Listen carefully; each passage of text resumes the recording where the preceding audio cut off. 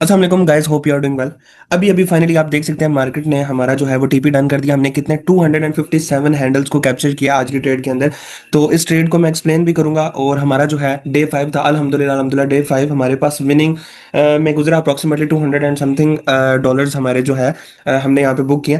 मैं इनको कैलकुलेट करके बताता हूँ एग्जैक्ट जो हमारे पास ये बनते हैं। तो फाइनली 213 मतलब $213 हमने यहाँ पे कैप्चर किया। तो जो कि हमारे पास बहुत ही सक्सेसफुल रहा है हमारा सेटअप। अब मैं उसकी तरफ आता हूँ कि ये ट्रेड मैंने किस बिहाफ के ऊपर की थी। ये हमारे पास डे 5 था और हमारे पास जो मेन चीज़ ये है कि हमारी विनिंग स्ट्रीक अल्हम्दुलिल्लाह 5 डेज से कंटिन्यू है। तो इस टारगेट को हम डिस्कस करते हैं कि हमने कैसे अचीव किया, इस ट्रेड को हमने कैसे किया। तो फर्स्ट ऑफ ऑल थोड़ा सा एनालिसिस कर लेते हैं।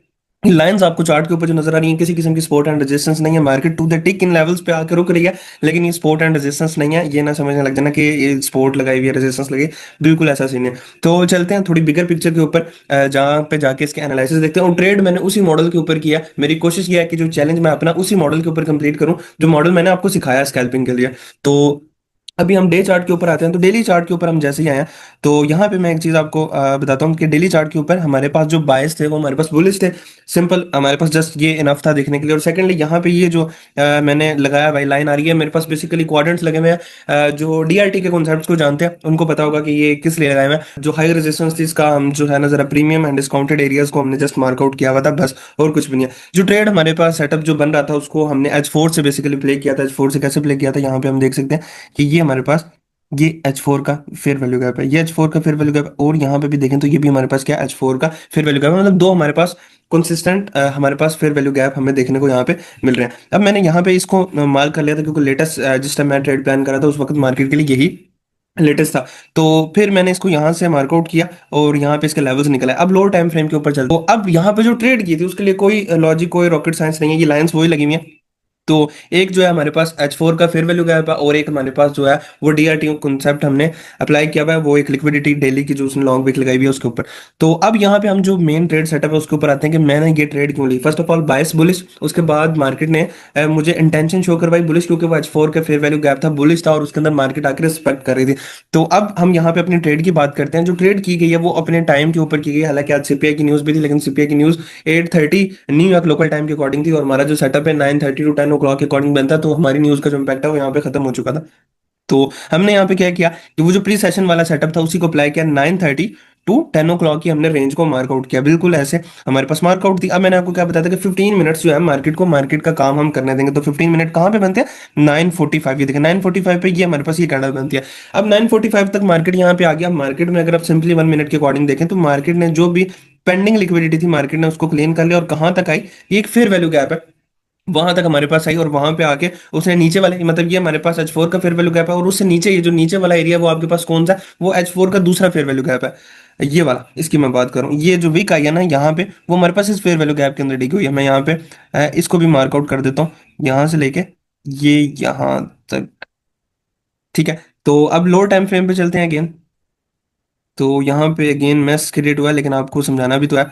तो अब यहाँ पे चेक करें, ये जो ऊपर वाला है ये हमारे पास क्या है, एक सेकंड हम ना कंफ्यूजन को थोड़ा सा रिमूव करते हैं। ये जो हमारे पास इसका प्रीमियम लेवल है ना, इसकी जो विजिबिलिटी है इसको हम ऑफ करते हैं ताकि ये हमें जो है ना लोअर टाइम फ्रेम के ऊपर देखने को ना मिले, ताकि हमें इससे डिस्टर्ब ना हो। तो अब हम चलते हैं यहाँ पे। अब वो हमारे पास रिमूव हो चुका है। अच्छा, एक हमारे पास ये जो ऊपर वाला ये हमारे पास H4 का फेयर वैल्यू गैप है जो मैंने पहले दिखाया आप साइड का, और ये जो है नीचे वाला फेयर वैल्यू गैप है H4 का। मार्केट ने क्या किया, नीचे वाले फेयर वैल्यू गैप के अंदर टैप किया। अब यहाँ पे चेक करें क्या हुआ, ये H4 का फेयर वैल्यू गैप मार्केट ने टैप किया और उससे नीचे आई। अब नीचे वाले फेयर वैल्यू गैप के अंदर आई, कहाँ तक आई, उसके 50% तक। मतलब जो नीचे वाला फेयर वैल्यू गैप ये H4 पे गेन आके बता रहा हूँ, ये नीचे वाला फेयर वैल्यू गैप है, इसके कहाँ तक आई, ये 50% तक आई। मैं चलता हूँ अगेन लोअर टाइम फ्रेम के ऊपर, ये वीक पड़ी हुई है, ये 50% पे आई। और जैसे उसने 50% को टच किया तो यहाँ से एक हाई रिजेक्शन हमें देखने को मिली, हाई रिजेक्शन मिली। तो मैं अब इसको नीचे वाले फेयर वैल्यू गैप को रिमूव कर देता हूँ। अब यहाँ पे आते हैं तो हमारे पास यहाँ पे हमें change in state of delivery देखें, लास्ट ऑपोजिट कैंडल इसके ऊपर जब मार्केट ने क्लोज किया हमें change in state of delivery देखने को मिली। तो मैं इसके बाद यहाँ पे एंटर हो गया, मैंने दोबारा टैप का भी वेट नहीं किया क्योंकि मार्केट यहाँ पे बुलिश फेयर वैल्यू गैप बना रही थी। तो मैंने इस एफवीजी को कंसिडर किया इसमें टैप।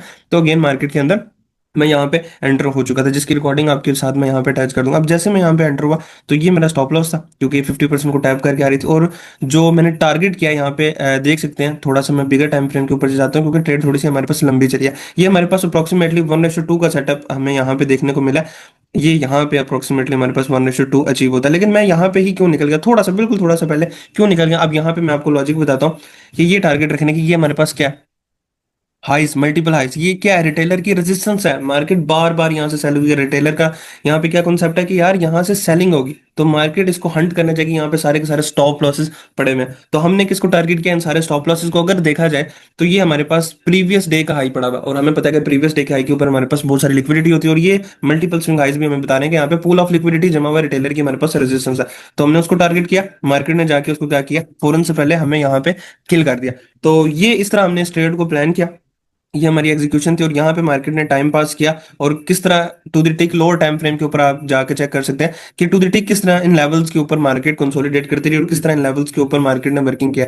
तो होप सो आपको इसकी समझ आ गई होगी, और अलहमदुलिल्लाह हमारा जो डे 5 है वो भी फाइनली कंप्लीट यहाँ पे हो चुका है। तो जो हमारी विनिंग स्ट्रीक है वो कंटिन्यू है, अल्हम्दुलिल्लाह अल्हम्दुलिल्लाह। और सेकंडली इसकी रिकॉर्डिंग आप देखें, जब हमने ट्रेड प्लान की थी वहां से लेके एंड तक टोटल लाइव रिकॉर्डिंग की गई, जो कि मैं यहाँ पे अटैच कर रहा हूँ, आप उसको देखें, एंजॉय करें। अल्लाह हाफिज।